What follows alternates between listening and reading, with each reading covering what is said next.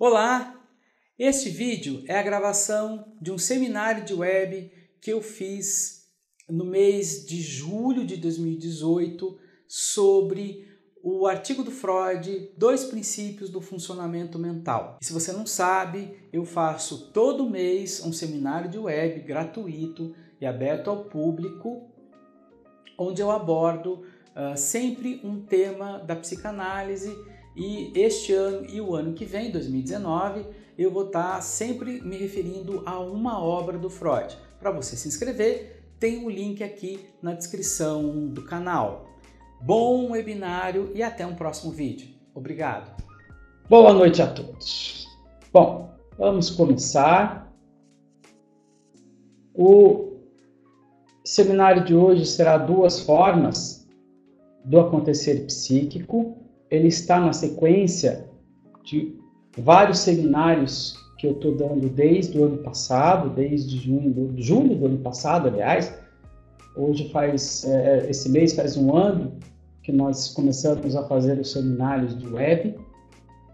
Hoje ele entra numa sequência de obras de Freud que a gente se propôs a estudar. O título é 2 formas do acontecer psíquico. Algumas pessoas podem achar este artigo sobre o nome 2 princípios do funcionamento mental, tá? Aí é uma questão de tradução. Bom, eu sou Alê Straub, sou psicanalista, diretor da Escola Paulista de Psicanálise e do Instituto Melanie Klein. Eu sou autor do livro A Pobreza Banalista e Outros Trabalhos, 97-2015, e organizador da coleção Transformações em Variâncias, que já está no seu 5º volume. Alguns avisos: estão abertas as inscrições para o programa de formação em psicanálise, quartas das 20 às 22h30. As vagas são limitadas, a gente só tem 2 vagas. O Márcio está colocando para vocês o link para o programa de formação. E também estão abertas inscrições para atendimento em psicanálise, presencial e online, presencial em algumas cidades do Brasil e online, obviamente, para qualquer lugar do mundo. E outra coisa também, assinem o meu canal do YouTube, que tem um monte de coisa bacana lá. Muita coisa do que eu estou conversando aqui virou série no YouTube. Algumas coisas ainda não, outras já viraram série no YouTube. Então, assine o canal para você sempre estar atualizados com o que a gente está divulgando. Bom, indo direto para o tema de hoje, eu tenho 2 objetivos hoje.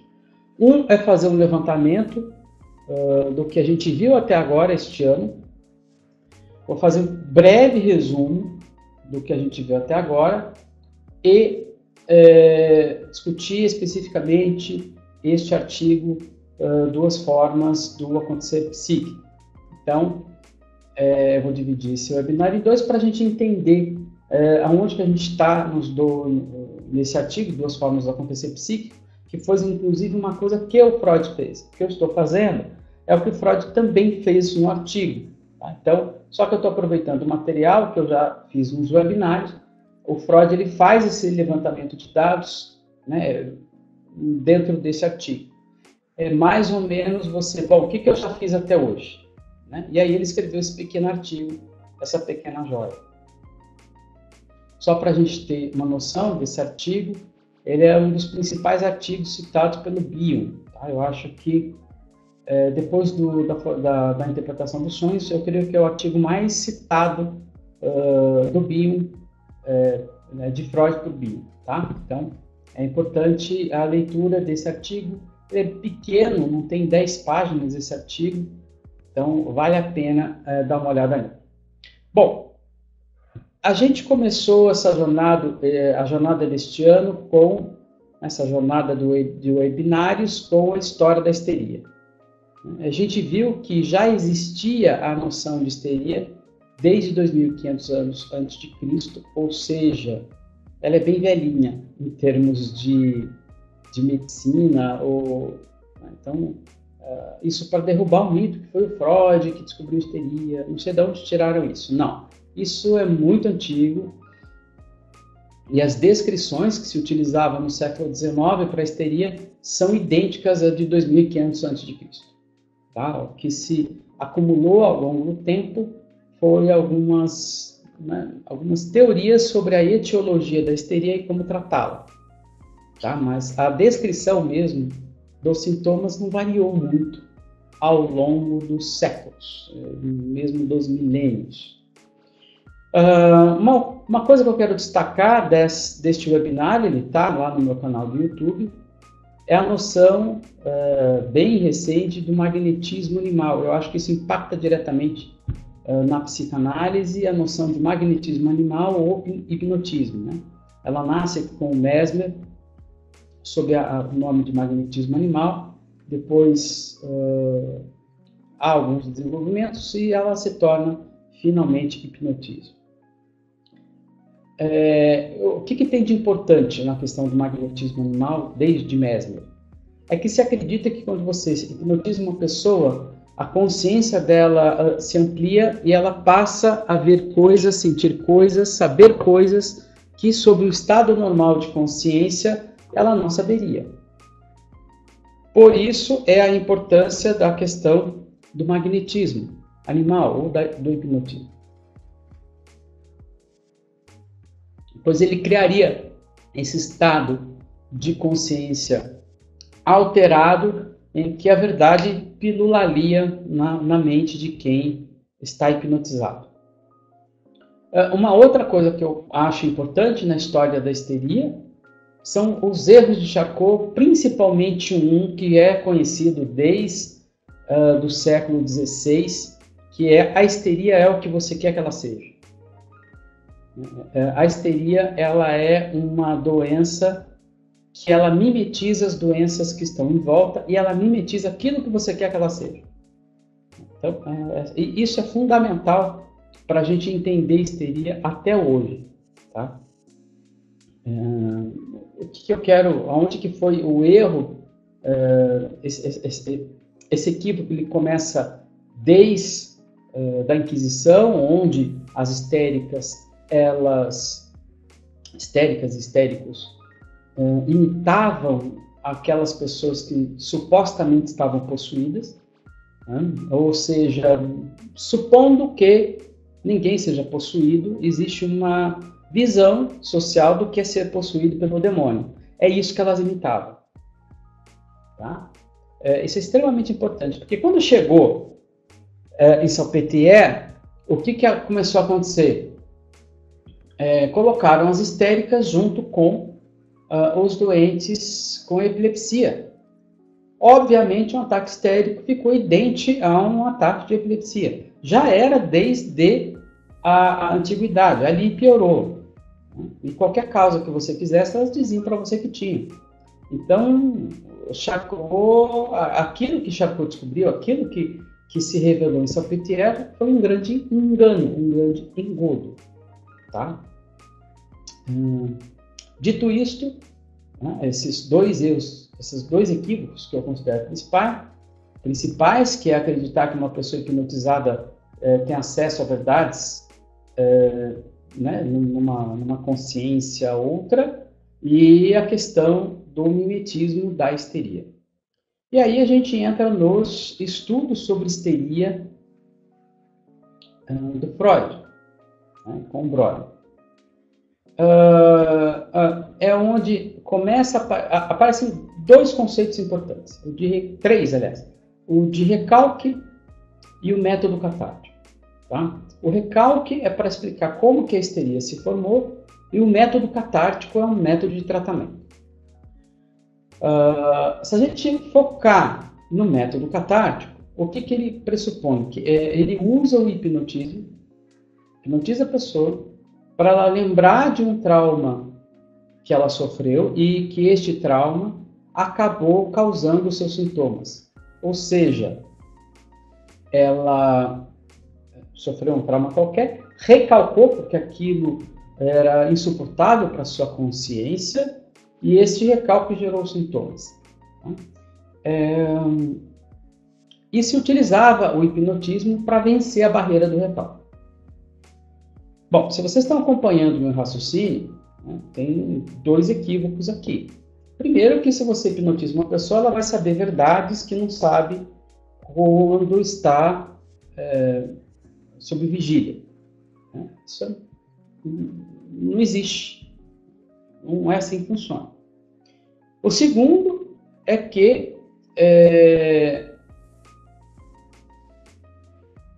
aquilo que vem sob o aspecto hipnotismo, né, você não está influenciando o resultado. Né? Ou seja, a histérica não vai dizer, os histéricos não vão dizer aquilo que você quer ouvir. Então aí a gente tem um duplo engano. E esse duplo engano causou grandes problemas para o Freud no início da psicanálise. Por quê? Porque o Freud ele tinha por si, já na comunicação de 1893, uma visão de que a histeria era causada por um trauma sexual e por alguma coisa da infância. Isso ele já sabia antes de atender o primeiro paciente histérico dele. Ele não tinha a menor dúvida sobre isso antes mesmo de atender um paciente histérico. Pois bem, o que acontece quando você põe esse paciente sob hipnose e pergunta para ele de onde veio o trauma, ele vai responder o que você quer. E deu no que deu. Deu no que deu numa coisa chamada teoria da sedução. Deu na teoria da sedução. Porque elas começaram a narrar o que o Freud gostaria de ouvir, que a etiologia era sexual e era infantil. Em 1896, o Freud pega e diz o seguinte: olha, o que causa efetivamente a histeria, o que é a única coisa que distingue a histeria de qualquer outra coisa é porque ela é causada por um trauma sexual e infantil. As pessoas são abusadas na sua infância, ou pelo pai, pelo padrasto, pelo irmão, etc, etc. Tá? Isso foi dito e repetido por volta de 1896 e 1897. Aí você deve estar se perguntando, mas a livre associação?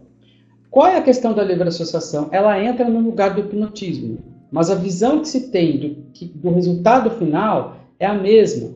É de que o sujeito, né, ou pela livre associação ou pelo hipnotismo, ele está falando a verdade.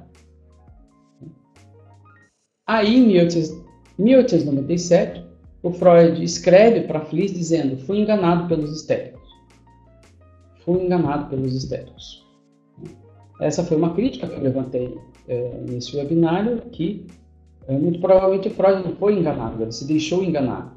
Porque a visão de que as histéricas mimetizavam o que a gente queria ouvir já era conhecida, o problema de Charcot já era conhecido, então, por que isso não aconteceria com Freud? Aliás, é uma coisa que acontece muito com analistas que trabalham com histeria. Comigo não vai acontecer. Elas fizeram isso com 200 analistas antes, mas comigo vai ser especial e não vai acontecer. Vai acontecer. Então, para que eu levanto também esses equívocos? É para a gente não cometer no século XXI. Deixa isso para o século XIX. Não vamos fazer as mesmas besteiras do século XIX. Vamos ficar com as nossas. É melhor.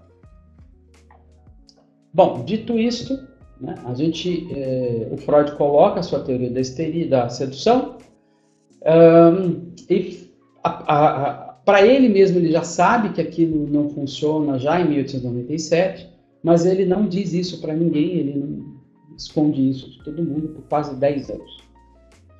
Bom, e aí o que a gente tem efetivamente em 1895 nos estudos sobre histeria? A teoria do recalque. O que eu quero pontuar sobre a teoria do recalque é que ela já era conhecida, deixa eu só pegar aí uma coisinha aqui, deixa eu ver, desenhar, apagar, desenhar. Ok, a teoria do recalque, ela já era conhecida na época de Freud. O Strumpel já falava sobre recalque, usando a mesma palavra, inclusive, o mecanismo era igual, a palavra era igual.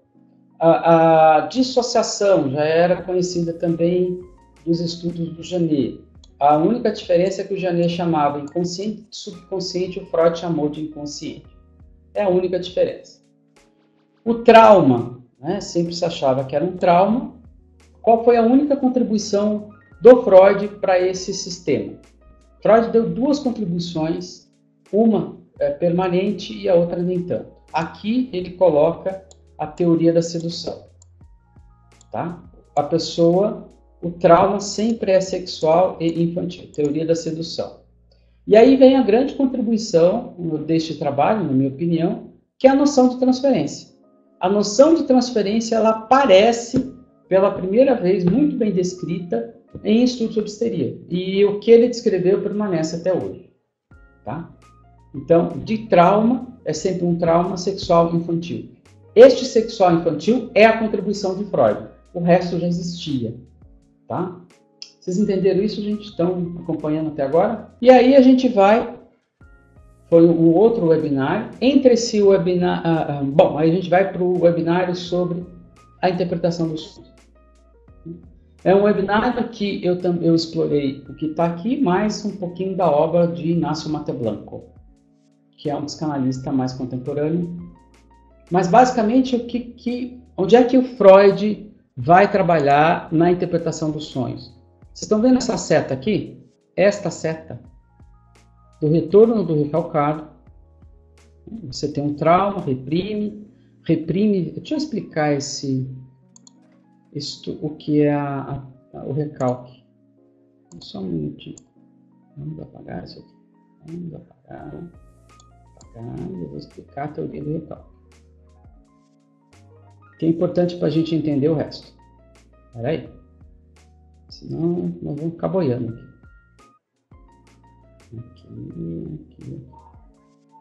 Bom, o que era a teoria do recalque? A teoria do recalque é o seguinte: você tem alguma coisa que aconteceu com você, que por algum motivo, tá, que a gente aqui, nesse contexto, está chamando de trauma, é insuportável para a consciência. Tá? Então, se chamou isso de trauma. O que o Janet descobriu? Isso não foi o Freud, foi o Janet. Que o sujeito ele é capaz de criar uma outra parte da personalidade, uma double conscience, uma outra consciência, e guardar esse trauma lá. Tá? Isso quem descobriu foi o Pierre Janet. Guarda isso lá, e o Pierre Janet chamou isso de dissociação. Tá? O efeito é uma outra consciência, uma consciência dupla, e ele chamou essa consciência dupla de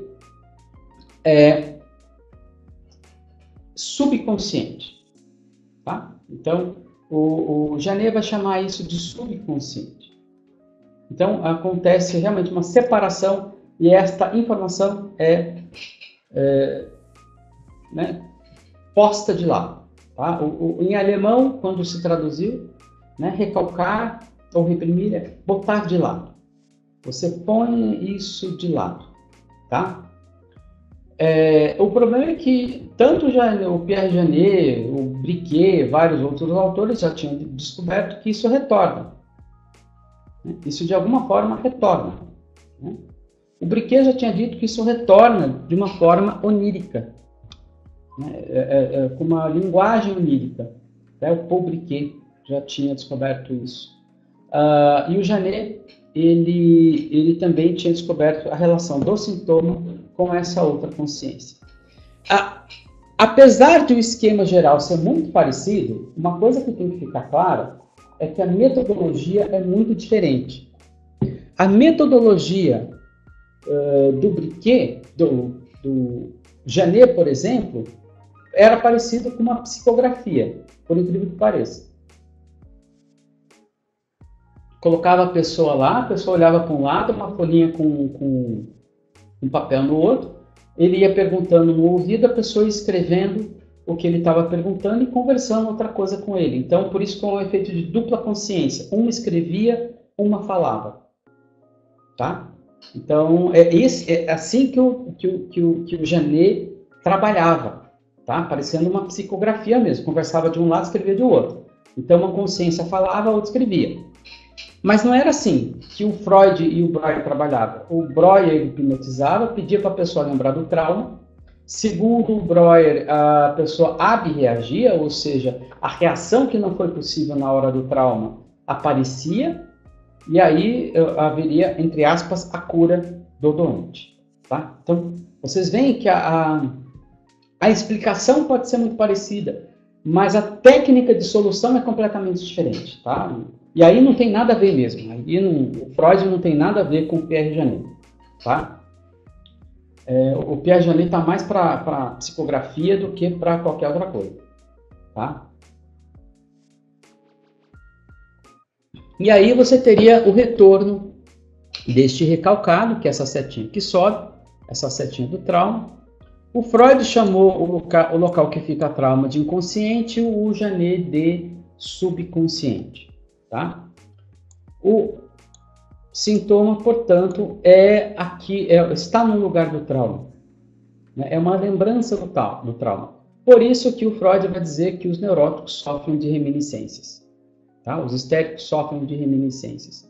Ou seja, eles não conseguem esquecer aquilo que eles se propõem a esquecer, porque retorna na forma de sintoma.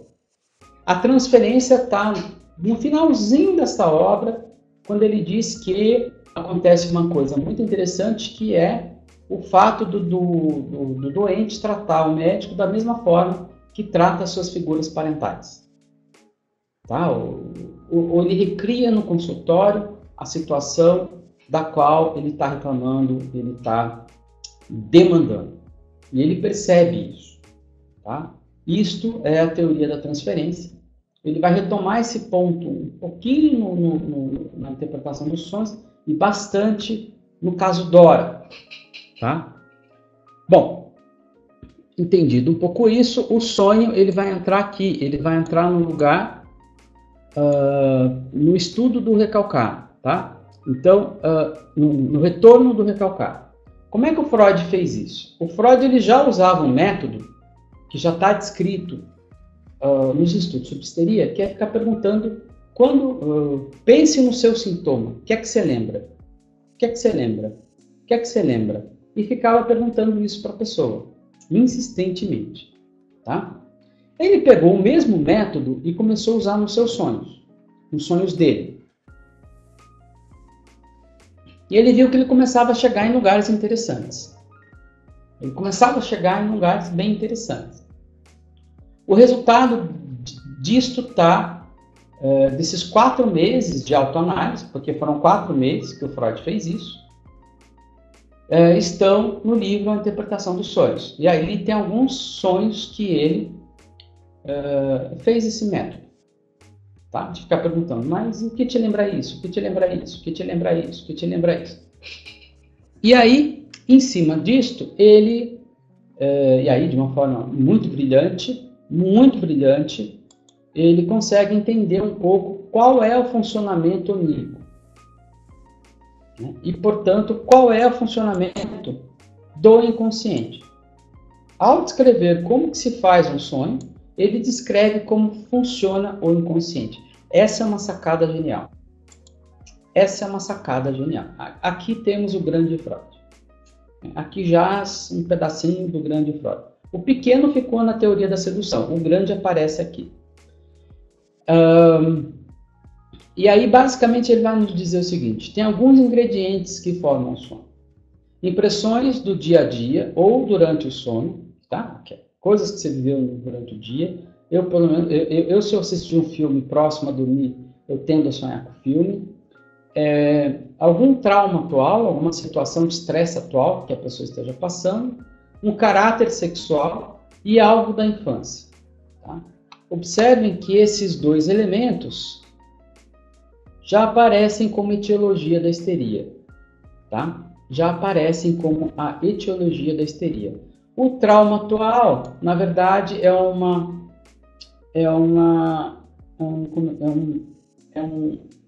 um segundo trauma. O primeiro é sempre sexual da infância. Este trauma atual, na verdade, ele só revive o da infância. Tá? Então, para Freud, nunca tem um trauma atual. Sempre é um segundo trauma. O primeiro ficou na infância. Tá? Então, vocês veem que já quando ele descreve quais são os ingredientes do sonho, já tem 2 que são etiologias da histeria e um já nos diz sobre a sua teoria do trauma. Precisa de 2 tempos, um na infância e outro depois de adulto, tá? Na visão dele. Como é que mistura isso para dar um sonho? Né? Primeiro que o sonho precisa estar disfarçado.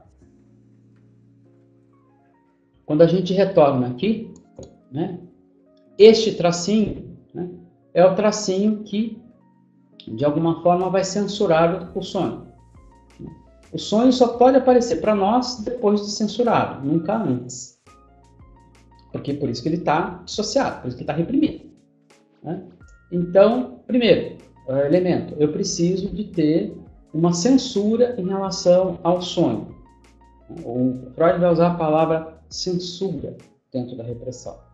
Segundo, o que ele descreve?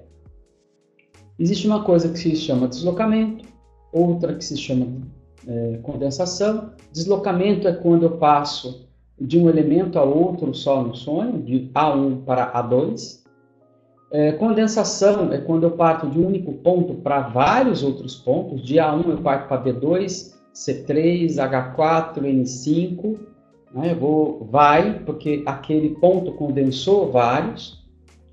Só que o que acontece quando a gente fala em deslocamento e condensação? E aí poucas pessoas prestam atenção nisso. Isso implica que não existe espaço e não existe tempo. Porque como não é uma cadeia linear, onde um ponto vem depois do outro, né? Principalmente o material da condensação, você vai de um lugar para vários lugares, então não existe espaço e não existe tempo. Essas noções simplesmente não estão dentro da noção do inconsciente. O Freud também vai perceber que não existe a palavrinha mágica não no inconsciente, por isso que talvez o ser humano demore tanto para aprender essa palavra, não, e tenha tanta dificuldade em dizer essa palavra não. E não existe contradição no sonho. Eu posso amar e odiar uma pessoa ao mesmo tempo no sonho. Eu posso ter vários sentimentos conflitantes e está tudo bem para o sonho. Tá? E estando tudo bem para o sonho, está tudo bem para o inconsciente. Então o inconsciente funciona a partir destas regras. Não existe espaço, não existe tempo, não existe não existe contradição. Tá? Quem vai estudar isso mais a fundo, essas regras, é Inácio Monteblanco, né? Que eu também citei quando eu fiz esse webinário. E em setembro eu vou descrever um pouco mais a teoria dele aqui em São Paulo, na Livraria Martins Fontes, tá? Num evento chamado A Gramática em Emília, alguma coisa assim, que eu vou usar Monteiro Lobato, que é da minha terrinha. Então, quem estiver em São Paulo, quiser participar, é presencial lá na Livraria Martins Fontes. Dá uma olhada no site da escola, que tem essas informações. Bom, aí a gente caminhou para os 3 ensaios da sexualidade, porque uma vez que o Freud ele descreve que isso aqui é sexual infantil, em algum ponto ele ia ter que dar conta do conteúdo do recalcado. Ele tenta fazer isso nos 3 ensaios da sexualidade. Ele vai dizer que a criança é egoísta, perversa e polimorfa, mas se a criança o adulto também o homem também é. A não ser que se a gente acredite que a criança não é um homem, no sentido amplo da palavra, mas ela é. Portanto, o homem é egoísta, perverso e polimorfo. Não é porque ele cresceu que deixou de ser. A questão é que ele fez com isso. E ele vai chegar a essa conclusão com vários raciocínios. O importante é que ele chegue a essa conclusão. Vou pegar um chazinho aqui que ele me ajuda.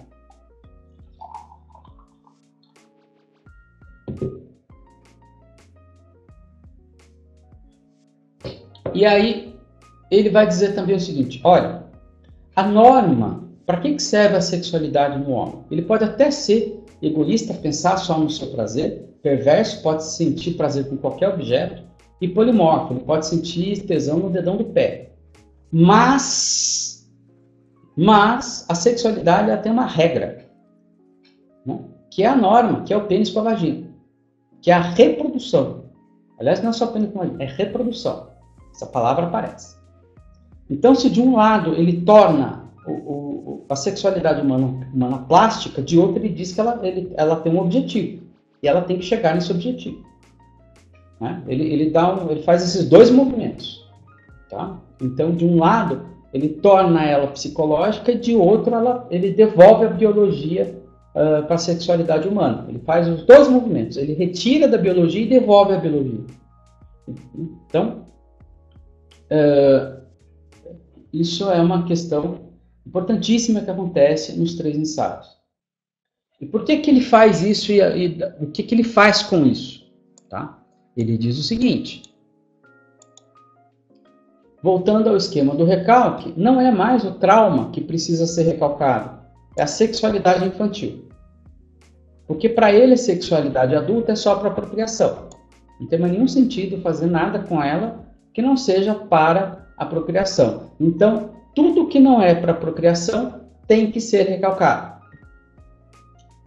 Tá? E é o que ele chamou de sexualidade infantil. Então, a sexualidade infantil precisa ser recalcada para que a sexualidade adulta prevaleça. Tá? Esse é o grande esquema dos 3 ensaios. Tá? Ali tem Édipo, ali tem fase oral, anal, mas o imperioso para o esquema metapsicológico de Freud é que a sexualidade infantil tem de ser recalcada. Quer seja Édipo, anal, oral, a pele, gosto de beijar, não interessa o que você gosta. Pênis com vagina vai procriar, acabou a procriação, não transe mais, assim como eu fiz. Só faltou ele escrever isso.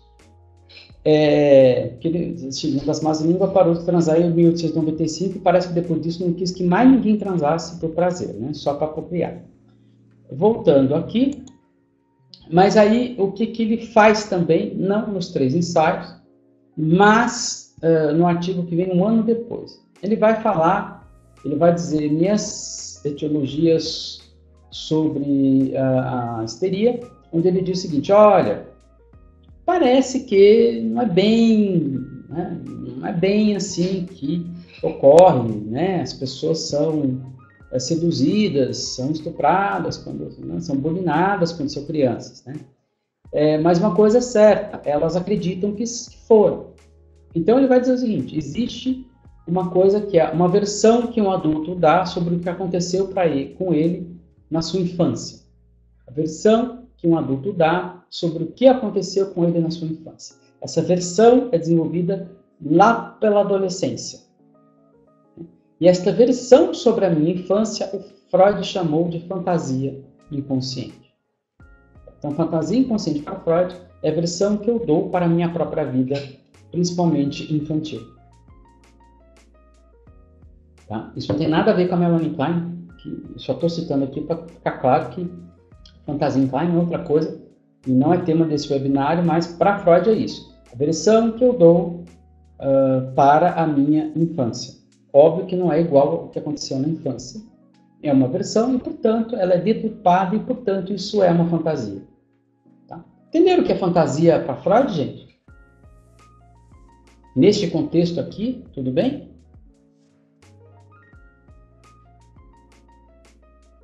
So far, so good?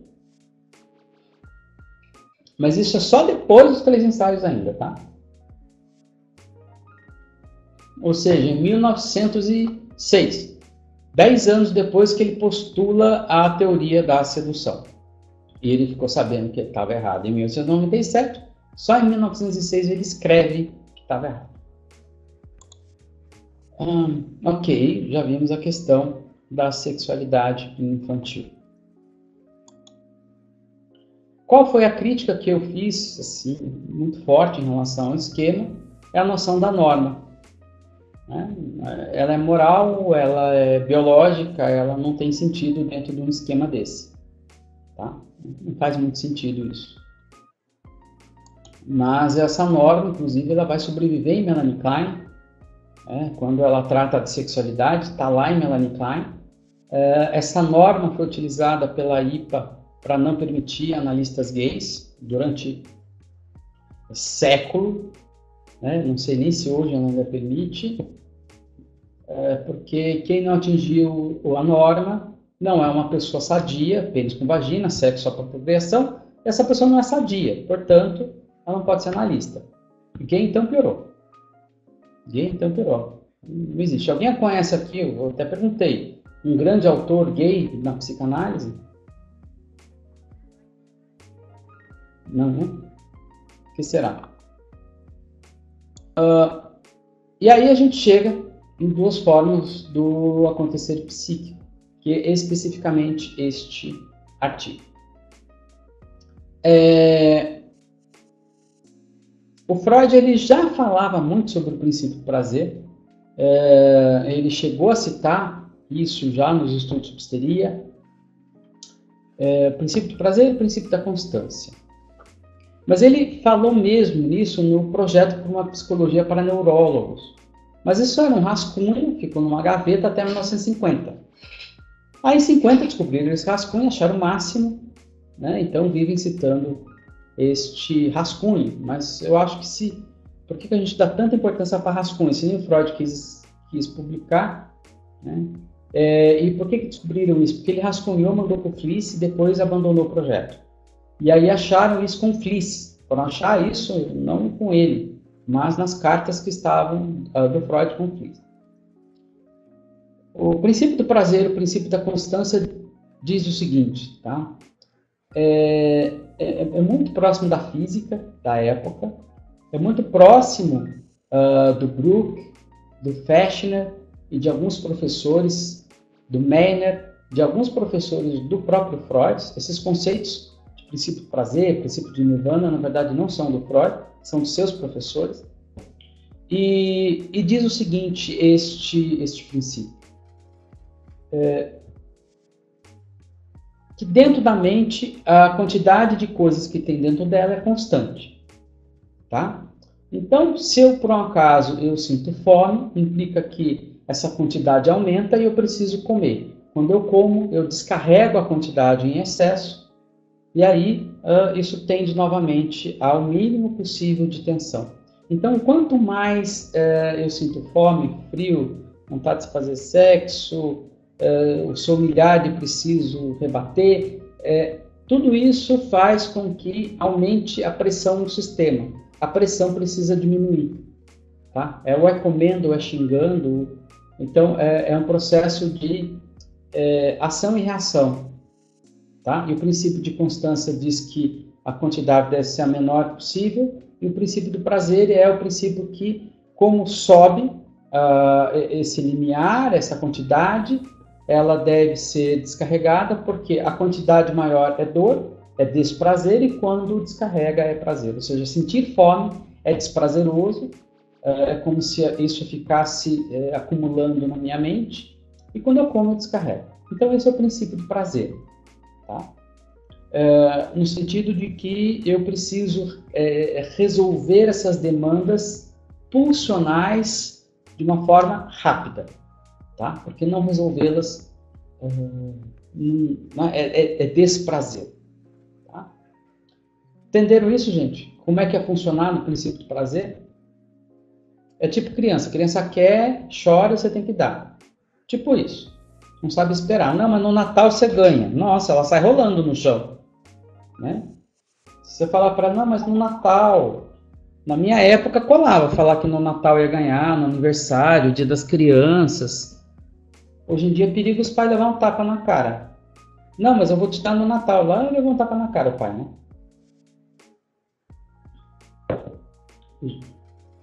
Tipo isso. Então, só que o princípio de realidade, ele não é bem assim. Ele não é bem assim. E aí o Freud, ele realmente vai utilizar de metáforas para ele descrever o que ele quer falar como princípio de realidade. E eu vou usar uma outra metáfora que eu acho mais fácil de entender. Vamos supor a nossa pré-história. A gente está saindo, nem pré-história, né? Nós estamos saindo daquele estágio onde a gente era um Neandertal, nem sei mais hoje em dia qual que é o mais próximo de ser humano, né? Do Homo sapiens. Mas a gente está saindo de lá. E a gente tem fome. Né? A gente tem fome. Então a gente precisa de algumas coisas. A gente precisa saber o que a gente come. A gente não come qualquer coisa. E a gente precisa guardar essa informação. Né? Então a gente precisa reter essa informação. O que eu como? preciso guardar. Segunda coisa aqui, naquela época se precisava guardar. Quem é que me come? Né?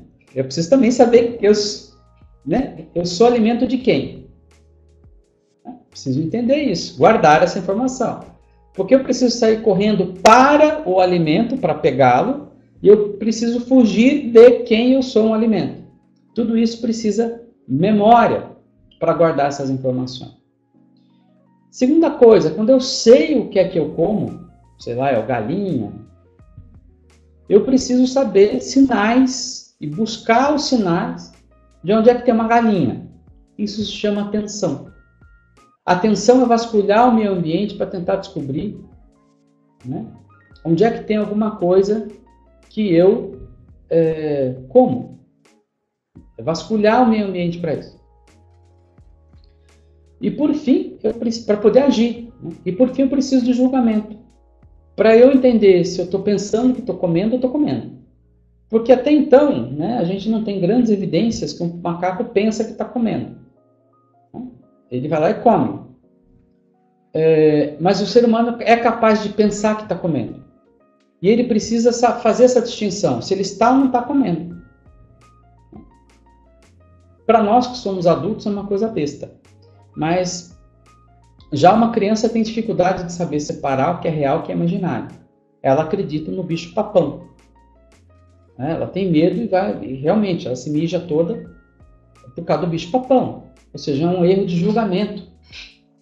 Né? Ela não sabe mais, nesta hora, o que é real, o que é imaginário, então não é um erro de julgamento, segundo o Freud. Essa palavra julgamento entra neste contexto. Tudo isso é princípio de realidade. Porque não adianta estar com fome. O pré-histórico está com fome, a natureza não está dando muita bola para ele. Ele vai ter que ir lá e resolver isso. Então isso se chama princípio de realidade. É saber que está com fome, aguentar a fome, né? Buscar na memória o que resolve a sua fome. Prestar atenção onde é que pode estar esta comida. Buscar, resolver isso e saber se você ainda está imaginando que está comendo ou está comendo. Né? Então, isso é o desenvolvimento do princípio de realidade. Qual é uma questão fundamental deste artigo? Ele vai dizer que o princípio de realidade é tardio em relação ao princípio do prazer. É a mesma coisa dele dizer que a libido desenvolve mais rápido do que o ego. Sempre tem um descompasso. O que o Freud aponta é para um descompasso entre o que eu quero fazer e a minha capacidade de fazer. Sempre tem esse descompasso, né? E eu queria estar em Nova York, não está um frio danado aqui em São Paulo, e em Nova York eu acho que já estamos em pleno verão, né? Já estamos em pleno verão, deve estar uma temperatura bem agradável lá no Central Park essa hora. E 21 horas ainda deve estar sol, tem luz lá ainda, se eu não me falha a memória. Mas olha só, eu quero princípio do prazer, mas eu posso? Não. Princípio de realidade. Vai demorar muito para eu chegar lá. Muito. Bota muito nisso. Então tem esse descompasso. Querer é fácil. Né? Segundo descompasso, agora sendo um pouco mais técnico.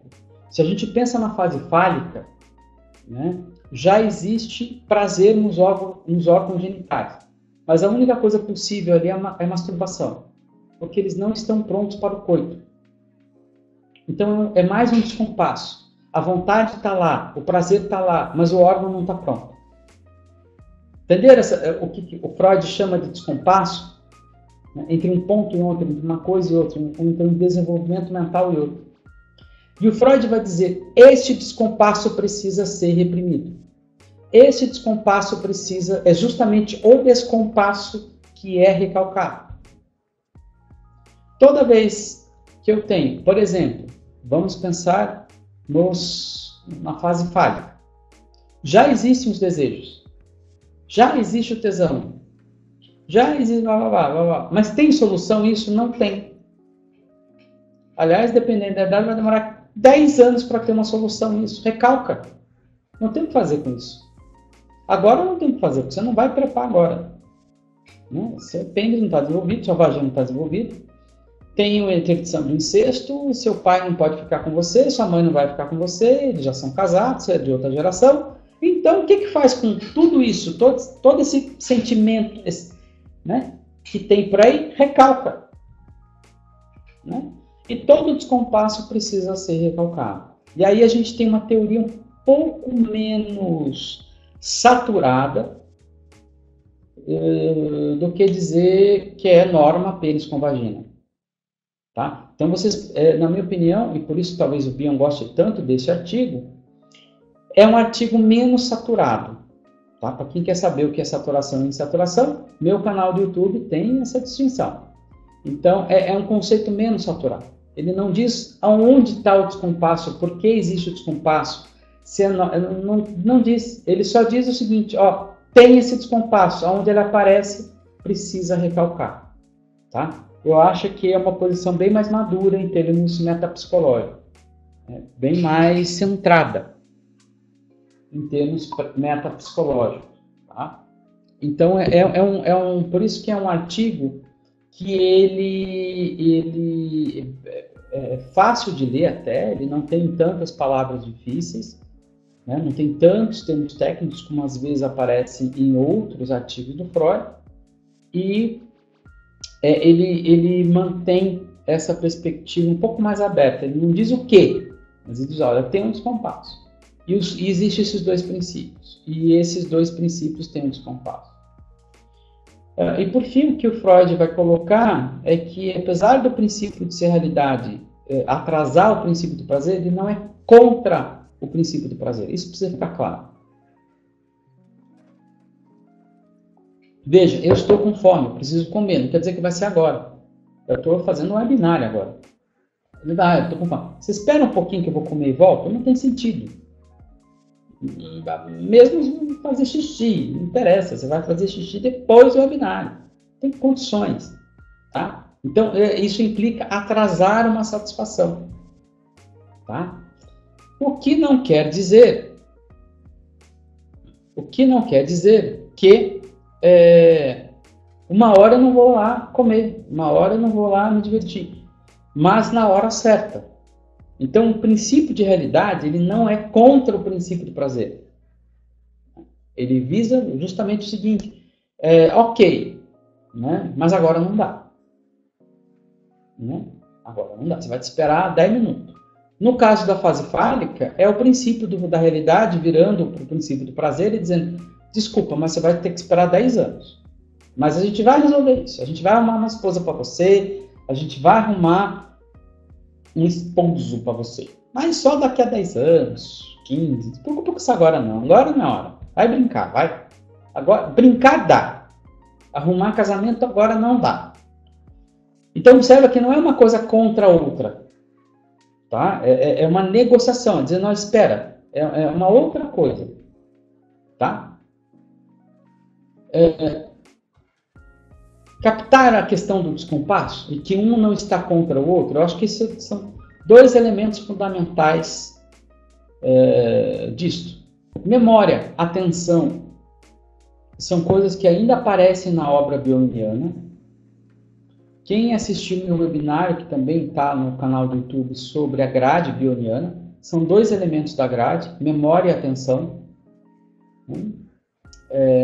Então, muito do que está aqui, nesses dois princípios do funcionamento mental, são repetidas várias vezes na obra bioniana. Então, leiam, é curto, é gostoso de ler, não é difícil de ler, e vocês acham esse artigo na internet.